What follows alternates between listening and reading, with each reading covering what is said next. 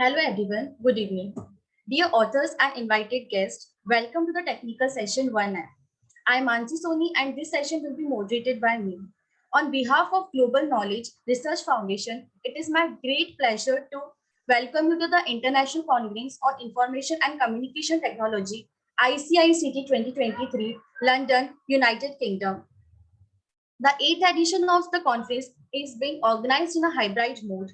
The physical event was held in London, United Kingdom on 20 and 21st of February, and the virtual event will be held through Zoom today and tomorrow, that is 22nd and 23rd of February.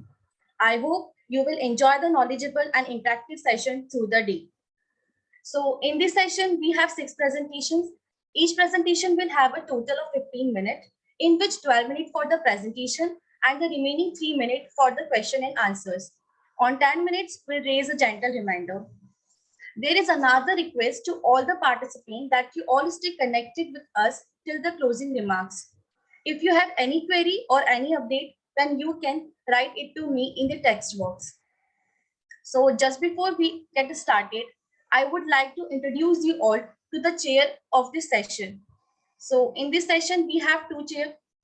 First, Professor Balverde and Dr. Priya Pise. Professor Balverde is director of the Center for Communication Technology Research Group. He obtained his PhD from University of North London, United Kingdom. He had worked as an academic at Open University and Leeds University. Prior to this, he was a research and development electronic engineer in the Future Product Department at Teledyne Defense and at PVE TVT in Cambridge. Dr. Priya Pise is currently working as professor and head of the Department of Artificial and Intelligence and Data Science at Indira Gandhi College of Engineering and Management, Pune. Her research areas are big data analytics, cybersecurity, cloud computing, and data science. Her PhD is in the topic sensitive data sharing on heterogeneous platform for privacy preserving. She has total experience of 18 years, including industry and academia. She has published 25 research papers in various Scopus, WS, and in various conferences. She is an author of 4 books with 1 international and 3 national patents. Now, I would like to request the chair of the session to give a welcome remark.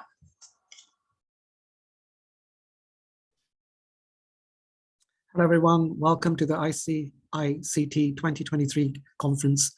We have 6 presentations today, and I'm looking forward to listening to your presentations.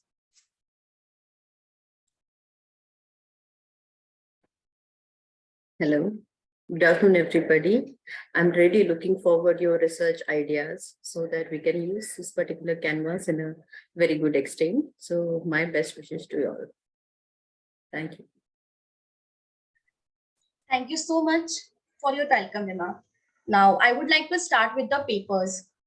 So first, I would like to invite our first presenter, Yasu Nakata, to present this paper on a new concept of data-driven education based on video informatics. You may please start your presentation.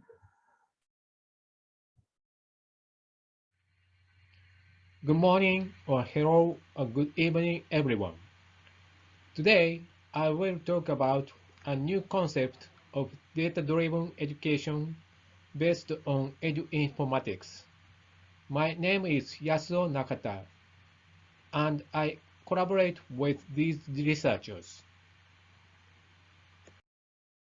Today, I have 3 topics. The first topic is about introduction and research question. The second topic is about practical examples. The third topic is about conclusion. Next is introduction and research question. In the life science fields, the International Human Genome Sequencing Consortium reported initial sequencing and analysis of the human genome in 2001 and finishing the enchromatic sequence of the human genome in 2004. This research involves various research methods since the human genome is about 3 billion base pairs. This means big data. Before human genome sequencing research, researchers only used phenotype research by experiments, referred to hypothesis-driven research in life sciences. This figure shows hypothesis-driven approach and data-driven approach. Hypothesis-driven methods involve the development of a hypothesis, and researchers perform experiments to confirm hypothesis or not. If the hypothesis is not confirmed, then researchers construct a new hypothesis and develop a new experiment, and the cycle continues. Researchers had data on human genome sequences once the human genome sequence was established, which was completely opposite to the decision before. When researchers use a human genome sequence to construct hypotheses, it is called data-driven research. The hypothesis-driven approach and the data-driven approach may look like two completely different methods. However, they are not. The hypothesis-driven approach develops new hypotheses based on data from experiments. Thus, hypothesis-driven approach is not easily separated from the data-driven approach.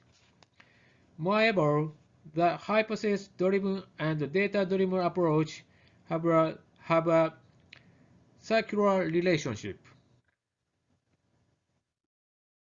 This figure shows the recent key terms in higher education: ICT, EBE, IR, LA, and DX. The situation described in life science is also the same situation in the field of education. ICT education is important to the younger generation because of rapidly evolving technology. There have been recent international conferences and congresses about ICT, one of them being this conference. However, COVID-19 has restricted our lifestyle and transferred learning methods from physical to online, forcibly changing our learning methods. LMS is very useful when students study something online. Data increased with online learning than before COVID-19. This situation is very similar to the example discussed regarding the human genome sequencing 20 years ago. That is to say, the big data era in the education field is now. Therefore, data-driven education is in existence or will soon come. Recently, we proposed a new field, eduinformatics. Eduinformatics is the word combination between education and informatics. This figure shows the concept of eduinformatics. The field of education provides problems to be solved to eduinformatics. The field of informatics provides problem-solving methods to eduinformatics.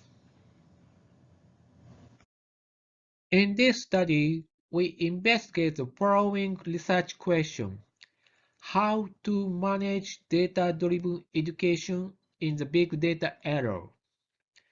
Fortunately, we have good examples of practice using eduinformatics. We will understand that eduinformatics is the key concept of the answer of research question. And finally, we suggest a new concept, data-driven education based on informatics. Next is practical examples. In the last 10 years, Japanese universities have achieved first-grade education. Kobe Tokiwa University in Japan started first-grade education in 2017 because of higher education reform. All students in the first year of Kobe Tokiwa University have to take the first year course. The samples of students is about 400. In the class, 30 teachers are engaged in teaching students. This means that one teacher teaches 15 to 20 students. In the class, teachers pair up and the pair teach about 30 to 40 students in the same class. When we started the class in 2017, we actively LMS used and sharing tools such as Microsoft OneDrive and Google Drive to reduce the work time for teachers. We have reported about these processes in 15 articles or proceeding papers regarding the first year education. Most of this research uses the data-driven approach. When students use the LMS, big data of LMS is constructed, and when teachers evaluate students by competencies matrix, assessment of big data of students constructed.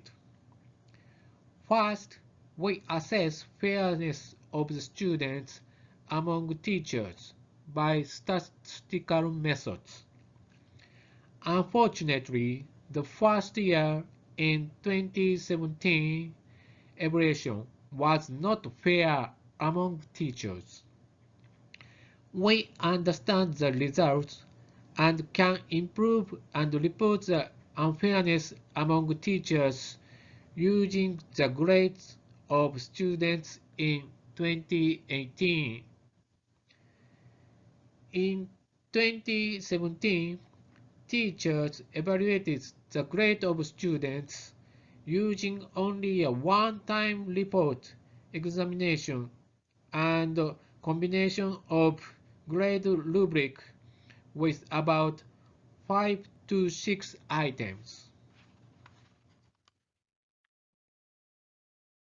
When we analyze fairness among teachers using the grade of students, we cannot identify the unfairness among teachers. However, when we analyze fairness using detailed data, we find that some teachers did not evaluate using rubric matrix correctly. To address this unfair evaluation, all teachers of the class get together in a room both before and after the class to discuss and reflect their classes and teaching methods. We can then confirm the fair evaluation among teachers. When we reflect on this education research, we can say that this research is data-driven education based on informatics. Further, we show another practice. We analyze similarity using students' report examination. Further, we show another practice. We analyze similarity using students' report examination by dog to bag that is done by AI to visualize the similarity among students. This figure shows the results. From this research, we identify students whose report examination is not like other students. This means that students cannot write academic writing methods that was learned in the first year education. We must strongly identify and guide these students because they have the potential to get bad grades and leave university.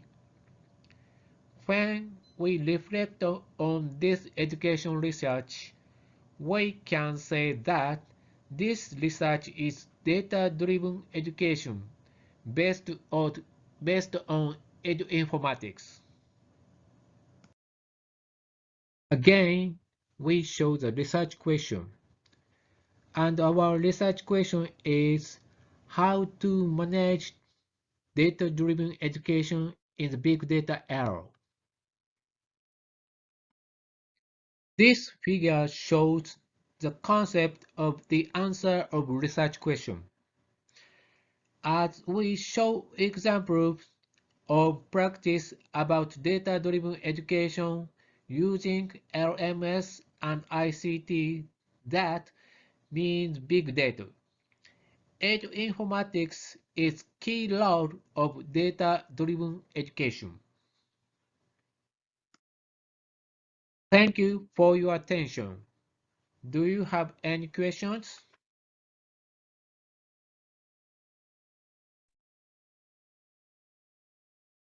Yeah, hi there.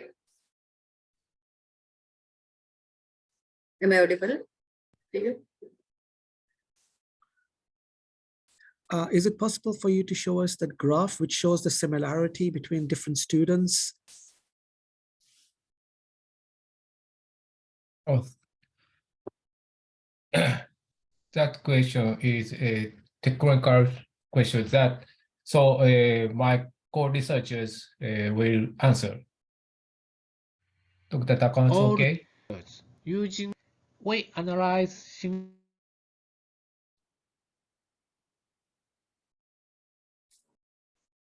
Can you see the graph?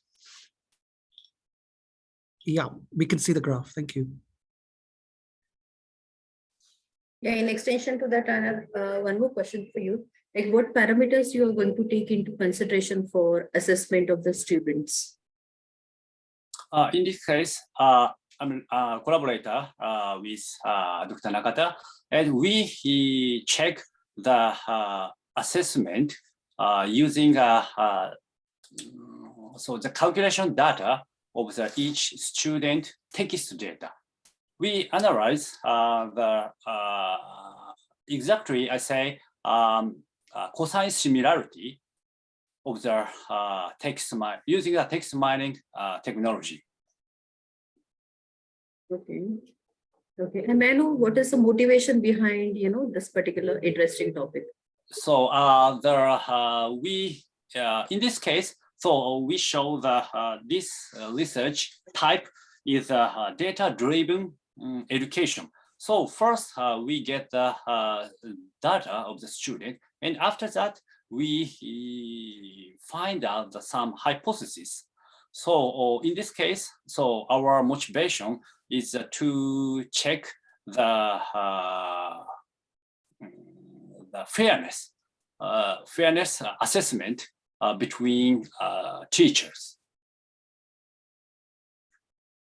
Okay. Good. Yeah, Okay. thank you. Yeah, that's perfectly fine. Thank you so much, presenter, and our sessions here. Next, I would like to invite Zuli Kader to present his paper on artificial intelligence, digital democracy, and Islamic Party in Indonesia election 2024.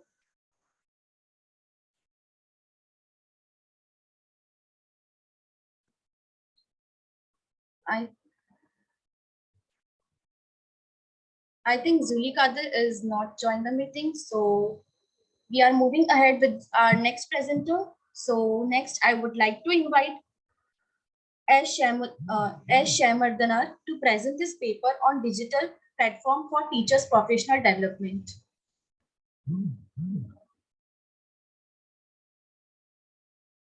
It's look like he's also not joined the meeting. So we are moving ahead with our next presenter. So next, I would like to invite Megha Hidyati to present her paper on the paper titled Identity Politics in Indonesia Authors, Bibliometric Analysis and Visualization. You may please present your paper. Okay, thank you. Thank you very much for the occasion. Is it my voice is clear? Can you hear my voice?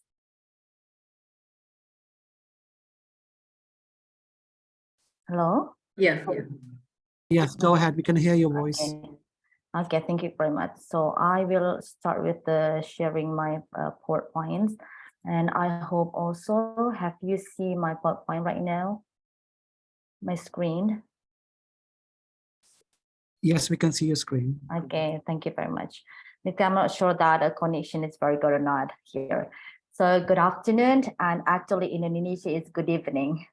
So thank you very much. In this papers, I more focus on identity politics in Indonesia authors, bibliometrics analysis and visualization. And I am Megha Hidyati, and actually the co-authors of Sohibul Adib, and we also have Muhammad Azhar, Asif Juba, and Zuli Qadir. I am a lecturer at Islamic politics at Universitas Muhammadiyah Yogyakarta. So that's why identity politics in Indonesian author is significant to look at how the analysis, bibliometric analysis and visualization. So the background for doing this research, actually, the first one, because one of the subjects that academics from all around the world discuss and investigate extensively is identity politics. And I think in Indonesia right now, especially, identity politics is stronger and stronger because of there's such kind of the strong issue related to the religious identity and nationalisms in Indonesia, especially in these two last general elections. In this work, we tried to provide a sketch of identity politics in Indonesia using a quick bibliometric analysis that simultaneously applies to forecasting techniques, notably analysis of data search results on the Scopus panels and post viewer. So this is the tools that we use, that is post viewers. And the data is from the scopus.com. And then also it's from the Scopus panels to see how the sketch of identity politics discussed by the Indonesian authors. So there is two questions in our paper research. That is the first one, which pattern and characteristics can be found in journal articles written by Indonesian scholars? And then we also look at what connection actually may be seen between the ideas developed in specialized journal pieces and Indonesian identity politics. So this is what we tried to find from the post-viewers analysis. Now, this is for the method. So we tried to make it some filtering and eligibility, then how the data that we analyze. The first one we related to the data filtering. So we from the scopus.com we tried to select the documents with the keyword that the writings, whether it's English, and then with the themes is identity politics of Indonesia. And then we found that there are 223 documents there, but this is not all of its actually articles.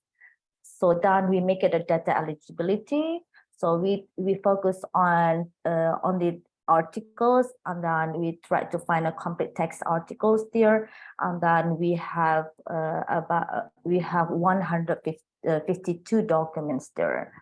And then after we got from this document, we tried to look at which one from these documents that are written by Indonesian authors. So there's data include, then we found that 102 documents written by Indonesian authors. So here the bibliometric analysis, post-viewer and analysis search research in Scopus database for identity politics in Indonesia that is written by Indonesian authors. Then for the data analysis, we use, as I mentioned before, that we use post-viewers. So we try to look at co-authorships and then co-accurate, bibliographic coupling, citation, and co-citation. And also we analyze search result from these articles based on years, source, authors, and countries. Then this is the result of the analysis based on post-viewer. The first one related to publication. If you look at from the figures, actually there's such kind of the peak publication in 2020. So more publication of article connected to identity politics in Indonesia, especially between 2017 and to 2020, with the total number of document reaching 103 articles. Then if you look at again in the figures, there were 36 publications from January to August in 2021, but in 2020, we see that there is significant more article published if you compare with the publication in 2019. This is I can see that actually because the phenomenon at that time is close to the general election in Indonesia. So there's so many, as I mentioned before, that the stronger issue of identity politics is stronger, especially it's related to it's closer to the times of general election in Indonesia. Then from the PS4 tools, we also look at what journals or books that is more got interacted by the other authors, for example.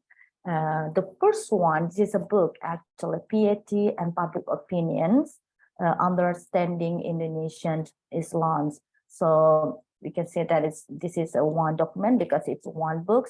But from this book, there's so many citations, citation from the other authors, and the strength means that the citation is published in the impact journals that is higher enough. And then the other four actually are journals. So Studia Islamica, Journal of Contemporary Asia, Asian Ethnicity and Contemporary Islam. So we can look at that. Studia Islamica actually journals in Indonesia. It's all journals in Indonesia, and then it's more focused on as the name of the journal. It's more focused on Islamic studies. And we found that the documents there, and there is 11 citations. And then Journal of Contemporary Asia, 11 documents. So we can see that in contemporary Asia, in contemporary issue, Indonesia, identity politics is really contemporary, especially in Indonesia, because it's strong discarded during this two last general elections in Indonesia. And then Asian ethnicity, we can see that there is two documents, but we can see that citation is more than the other compared to, for example, Journal of Contemporary Asia. It means that this Asian ethnicity is more have impacts compared with the Journal of Contemporary Asia, especially in the issue of Indonesian identity politics in Indonesia. And then we also have Contemporary Islam's here, the journal, although it's only one document, but there's so many citations from these documents compared with the others. We can see that 59 citation here. It's far from the others, even it's double compared to Asian ethnicity. 2020 citation, 22 citations, but in contemporary Islam it's 59 citations. So if we maybe I can see later what is the piety and public opinions. If I wait, I think I can you also here the table of contents for these books. So in this book, actually, it's more focused on Islam because the books is the title is Understanding Islam.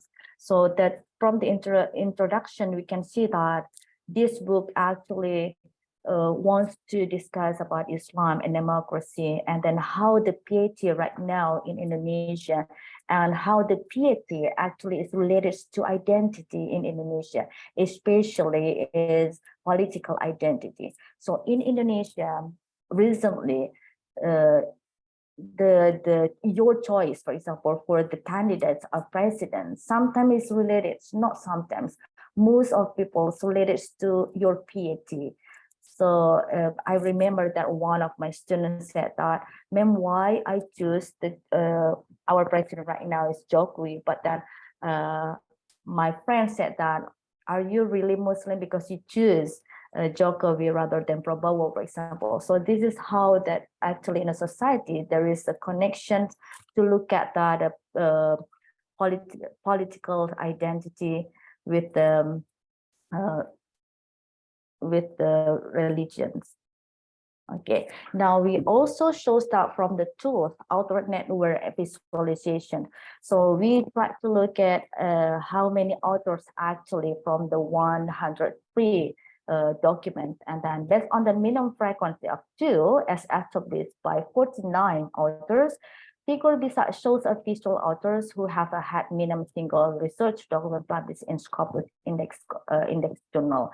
So we can see that here Padmawati, for example, she wrote more compared to the others. And then we also have Mujani, also one of the authors from the books, for example, and then Ekawati have a 4 document, for example, and then Easter Hakim. So this is how the visualization of outer network. And then from the first viewer, we also can see what is the connection of the Indonesian authors when they write about identity politics. And then here from the figures, we can see that Indonesian author frequently work with the author from Malaysia, Australia, Norway, England, Japan, Denmark, USA, and Norway. So here we can see that it's only 7 countries actually from the first viewers that I got the connection of the authors, Indonesian author with the author from the foreigners. And then from the first viewer, we can also look at that what are actually the theme there's rise by the authors related to political identity politics. So we found there are 5 cluster. The first one is the red one. The content 9 keyword including extremes, gender identities, and then media role in Islamisms. So when the author talking about identity politics, and then they're talking about extremism, they usually more related that issue of extremisms to gender, and then identity, to cultures, identity, Islamism, and media roles. So this is why it's become a cluster. And the second cluster is a cluster green with the word democracy, political economy, and then political power and local government. So when the author talking about democracy related to the issue of identities, then they will connect it to the political economy more, political power, local governments. Also, actually, they have a little bit to religions, but they more in this cluster, more focused on the political power, local governments, political economy. And the other cluster is religions, national identity, the blue one. So when the author talking about political identity politics, and then they relate to national identity and religion. Yes? You're exceeding your time, my dear. Just being specific. Thank you. Okay, it's 10 minutes. So it's 3 minutes more. Right. Okay. Thank you. So this is a cluster. Then you can see that in the yellow ones also, it's a certain cluster. And then you can see that actually we come to concluding remark. So we can see from the previous descriptions that we can the patterns and then characteristics and the connection of idea and identity politics. So from that, actually in the papers, I'm more talking about how the connection of ideas and identity politics. And then we concluding remark, but still have a questionable issue. I think the first one, the author's article on identity politics is based on subjective research, as well as blames religious organization for social unrest rather than subject and concerns that increase concord. And then subjectivity-based problems then provide for opposition to society legitimacy. And then if you look at from the result also, there is a trend and the characteristic of the articles. They put various aspects that impact public understanding on politics, of course, I think. But it's more rich public, what I mean here.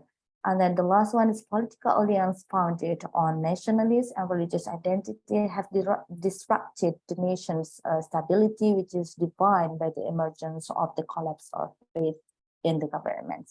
Okay, thank you. So that's my presentation.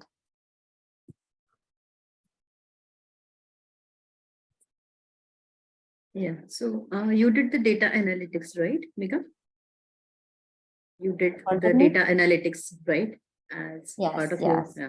So may I know what kind of data pre-processing technique or data cleansing method that you have applied on? Yeah, actually, I mentioned in the method actually that we use PostViewer, but then it's Scopus. We just comes to the scopus.coms and then the scopus.com. We relate to the PostViewers and then make some keywords, and then we got some documents, but then we go to the very strict documents that is written by Indonesian authors. Yeah.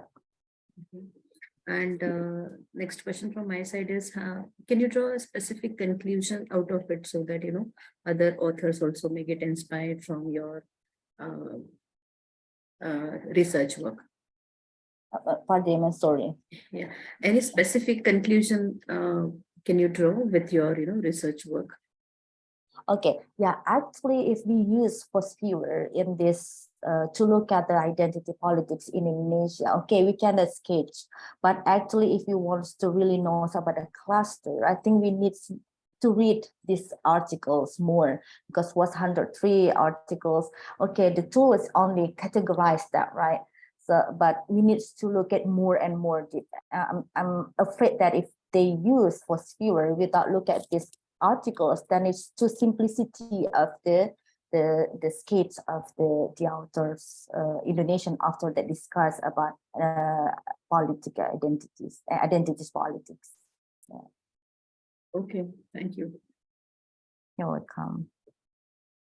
And thank you very much, Mega. I really enjoyed your presentation. I don't have any questions. Thank you. Okay, thank you. Thank you. Thank you. Thank you so much, presenter, and our session chair. Next, I would like to invite Hisami Nakada to present her paper on proposal of knowledge network model education for STEAM education. You may please present your paper.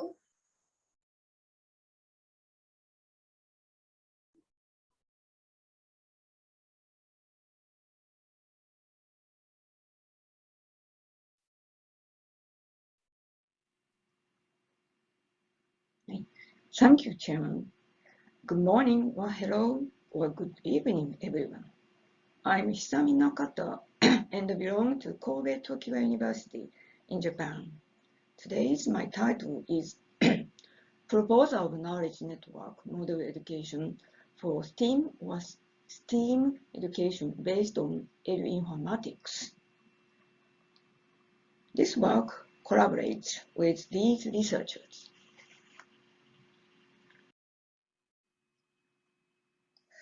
This slide shows the recent key terms in higher education. ICT education is important for the younger generation because of the rapid evolution in technology. COVID-19 restricted our lifestyle and strongly promoted learning methods from physical to online by ICT. STEM education is one of the most important scientific literacy for younger generations in the 21st century. Moreover, both art and STEM created a variant discipline referred to as STEAM that assists in improving creativity for the younger generation. This means that STEAM or STEAM education is important for both higher education as well as pre-primary education, primary education, and secondary education because students. Why do we have to think about STEAM or STEAM education for the younger generation?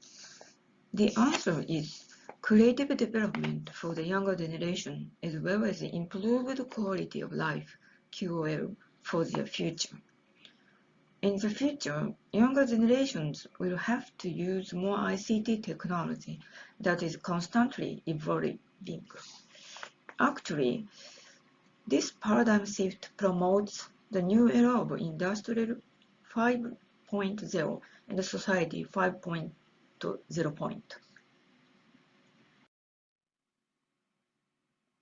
This slide shows the Society 5.0. Society 5.0 is a concept for future society. The Japanese Cabinet Office defined Society 5.0 as follows. It referred to Society 1.0 as a hunting society. Society 2.0 is an agricultural society. Society 3.0 is an industrial society. Society 4.0 is an information society, and Society 5.0 is a future new society. In the era of Society 5.0, education is not the same as Society 1.0 to 4.0. For example, the OECD has proposed competency-based education, distinguishing between technical and core competencies. The OECD defines core competencies as delivery-related cluster, interpersonal cluster, and strategic cluster. Therefore, education in the 21st century includes both simple knowledge, the use of knowledge, and how to create new knowledge. Recently, we proposed new field Edu-informatics. Edu-informatics is a word combination between education and informatics.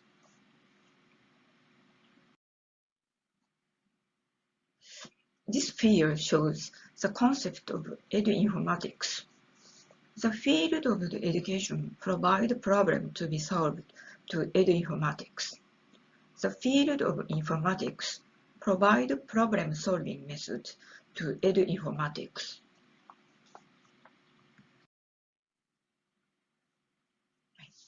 In this research, we investigate how we can create new knowledge using knowledge graphs. The technical term knowledge graph, KG, has been used in the field of semantic web. Knowledge graph is synonymous for any graph-based knowledge representation, and there are many definitions of knowledge graph. Already, we propose making new knowledge graphs using network models as a three-step network model and tag-based network models, both similar to knowledge graph. Additionally, we propose data-driven theoretical research on reading picture books based on these three-step or tag-based network models.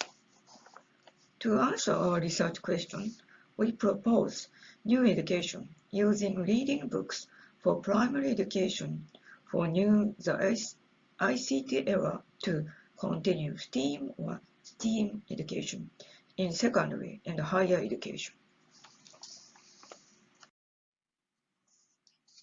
We gave the students a homework assignment which is to create 3 keywords against one picture book. Meaning students must set 3 keywords against 100 pictures. Therefore, one student makes 300 keywords. In this research, which took place between 2019 and 2020, students made 23,853 keywords from 7,951 picture books. The data collected were used in this research. We use Cytoscape version 3.9.1 and KH Coder to analyze and visualize these complex networks. This figure shows the visualization of a complex network by keywords. Each node shows keywords, and each edge shows more than one picture book. The summary statistic of this complex network is the following. Number of nodes is 5,487. Number of edges is 23,853. Average of number of neighbors is 7.113.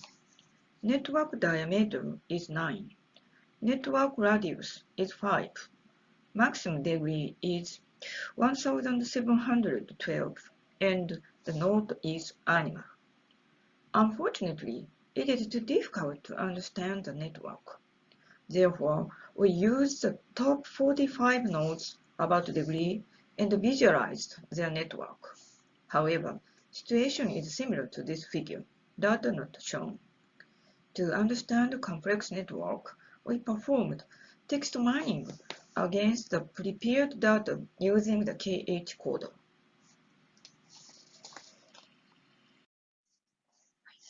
This figure shows the visualization of co-occurrence network by text mining. We can easily understand the relationship between keywords against the last visualization. Each edge shows the picture book. However, we have to note that sometimes keywords are split to other keywords by separation programming in text mining. This shows that we can make book reading order using this co-occurrence network.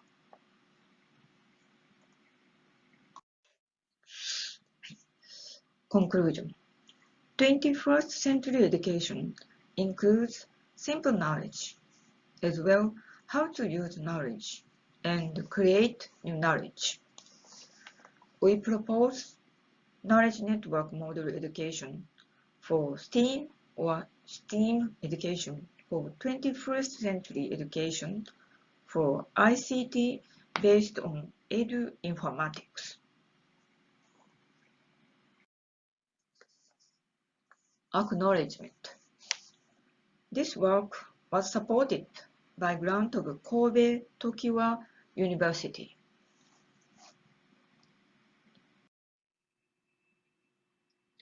Thank you for your attention. Do you have any question? I don't have any questions, but I really enjoyed your presentation. I really learned something new. Thank you very much. Yeah, I have one question. I really appreciate the work you did. I must appreciate it. So congratulations for it, for enlightening us. And my question to you is, any challenges you currently feel and, while you are implementing the system that is edu-informatics, do you feel that is there a great hurdle or a challenge that, could be addressed on?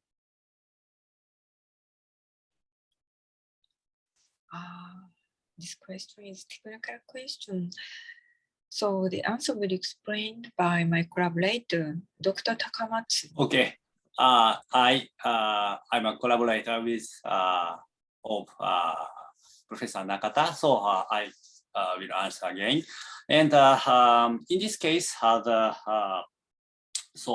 many big data of the keyword of picture book we got. So in this case, we challenge to evaluate or the making a new, what can I say, new the order of reading the book to the child. So in this case, so we create the order by the network model. So, and text mining technique. In this case, so we address the, how can I say, the relationship between we make child think the relationship between the picture book and picture book. So that point, okay? Okay, thank you. Yeah, makes sense.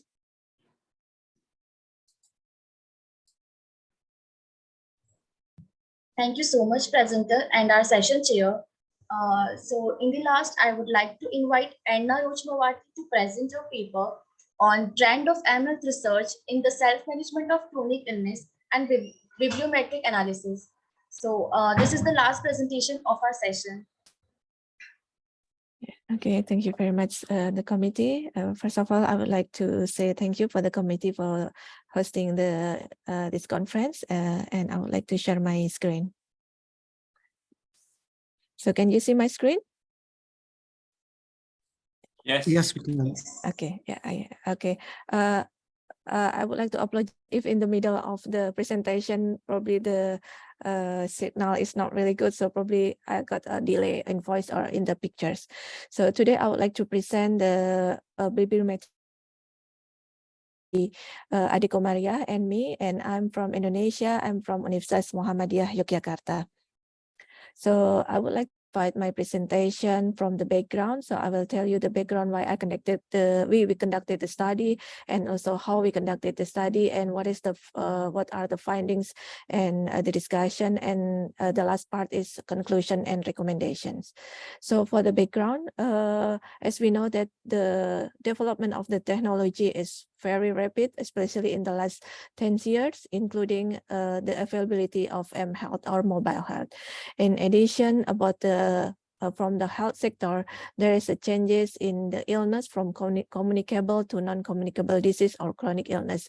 The number of non-communicable disease increase every year, and it's in every part of the world. So it's a global increasing number of non-communicable diseases. So, and for the people who suffer from non-communicable disease, including diabetes, hypertension, stroke, or heart failure, they have to be able to manage by themselves, because it is very important to have the capability or the self-management to improve or to maintain life. The word self of the word self-management itself can be defined as the ability of people. The ability of people to manage their disease, including about the adherence to patients, and also to do the lifestyle changes, and then also to do the medication, healthcare professionals if they need to go to the healthcare professionals. And there is that on and the application of mHealth for patients self. However, we found that there is a limited evidence to show the trend of available research.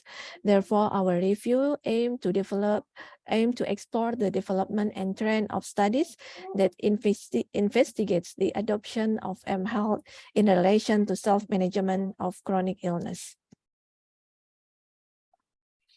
So we move to the next section about the methods. So for the review, we adopted the bibliometric analysis. And the first step that we conducted the literature search in Scopus. So when we conducted a literature search in Scopus, we defines several keywords, for example, mHealth, and then self-management, and also chronic illness, and we use the combination between N and R to have a search statement. For the inclusion criteria of the studies that will be included in our review. The first one is about the range year. So we filter, or we limited the publication from 2011 until 2022, because as we know that the development of the mHealth probably in the last 10 years, and we only included English language and also research paper. After we found the literature from Scopus, we conducted a data analysis using PostViewer. And this is the result of our bibliometric analysis. The first one is we divided from the investigation of mHealth and self-management to chronic illness by years. And we can see from the slides that the majority of the research or the studies were conducted in 2019 until 2020. And I mean, almost half of the included paper were conducted between 2019 until 2020. And for our bibliometric analysis, we included 336 papers, which published between 2011 until 2022. And when we analyze the scientific by country, we found that the majority of the studies were conducted in the developed countries. For example, the majority were conducted in the USA, about 128, and then in Canada, and also in European countries. And after we conducted the analysis, we saw that the majority or the most frequent keywords that were used by the researcher to be included in their published study. The first one is self-care. So we can know that self-management is very related to the ability or self-care of the patient to manage their condition and also to manage their illness. And the second one is mobile application, and then self-management. And about the chronic diseases, there are several publications that mention the types of their disease. For example, diabetes mellitus, and then hypertension. And then the other words is about the patient education, patient care, and also health education. And when we conducted the analysis using PostViewer, we found several clusters of the included studies. The first one is self-care. It means that the mHealth was related to the ability to improve the self-care, and also diabetes mellitus and patient education. So for the discussion as we know that the most published studies were conducted between 2019 until 2002. So the researchers in the included paper used mHealth in the health sector to make it easier for health workers to maintain the stability of the patient condition.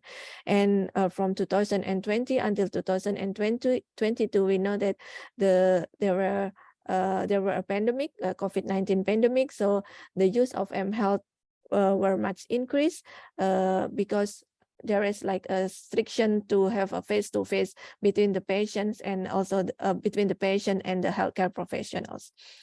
And our findings were in line with several previous studies. For example, a study conducted by Marcus Contreras et al. In 2019 that they conducted a study that is specifically the use of smartphone application to improve the medication adherence of hypertension. And the study found that the mHealth is effective to improve treatment adherence and self-management with patients with chronic illness, especially with hypertension. Although our review did not specifically investigate the effectiveness of the mHealth to the self-management, but we know that there is a trend about the use of mHealth to improve the self-management. And to conclude our presentation, the trend of mHealth related research was conducted in developed countries, and most of the mHealth related research focused on the self-care ability as the outcome of the mHealth-based self-management. And we recommend that mHealth can be implemented to raise awareness through self-management by highlighting the difficulties to obtain the information, such as training information and the difficulty to maintaining lifestyle alteration.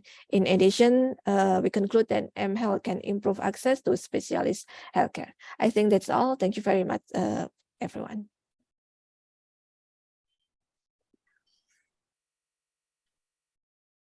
Yeah, Edna, that was fantastic presentation. I just have one query for you. Any comparative study you did for various diseases versus a specific medication during your research work, that graphical analysis I really would like to look into.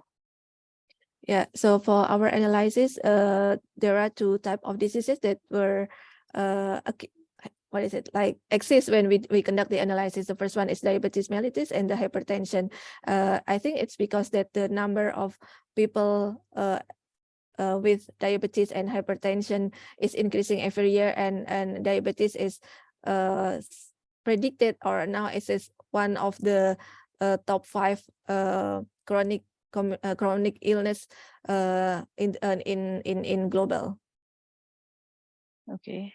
To support your statement, any graphical analysis do you have?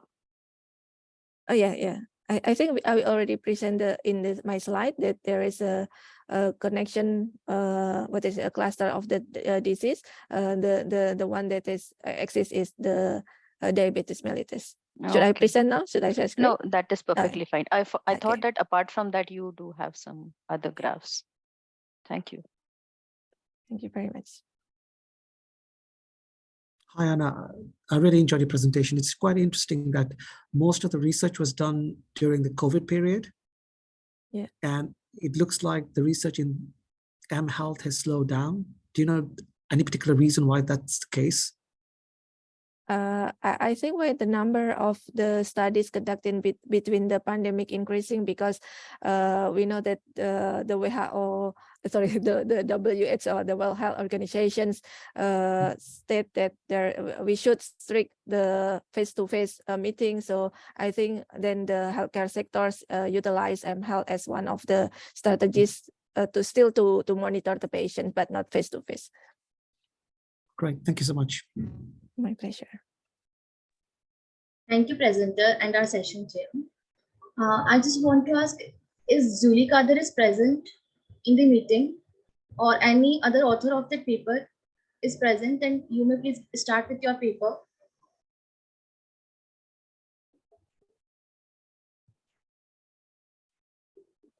It looks like no one is joined from that paper. So next, I would like to ask, is B. S. Shemardana is present or not, or any other author of that paper? If you are present, you may please start with your paper.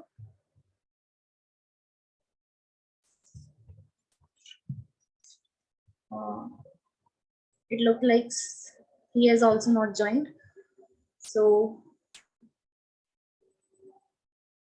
I sincerely thank our author for their excellent presentation in this session and all our participants for being a part of this international conference. I hope this session was informative enough. We, on behalf of our whole team, thank you for their support during this 8th version and the previous 7th version of the conference. We will be happy to have you in the 9th version in 2024. All the presenters would be getting their digital certificate through email within 2 working days. Further, all the paper have already forwarded to the Springer, and the publication will be live within 6 months. Kindly cooperate with the team of ICICT 2023. Now, I also thank our session chair for chairing the session. So there is a token of appreciation to the session chair, Professor Bal Bete, on behalf of the team ICICT 2023 and Global Knowledge Research Foundation and partners. And there is another token of appreciation to our second chair, Priya Pizzi, on behalf of team ICICT 2023 and Global Knowledge Research Foundation and partners. Thank you so much to all for your valuable presence. Dear all, I kindly request you to switch on their cameras for a quick snapshot of this virtual conference.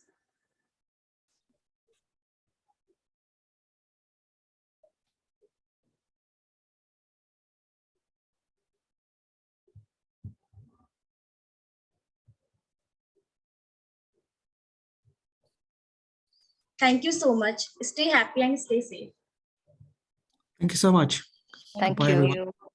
Bye.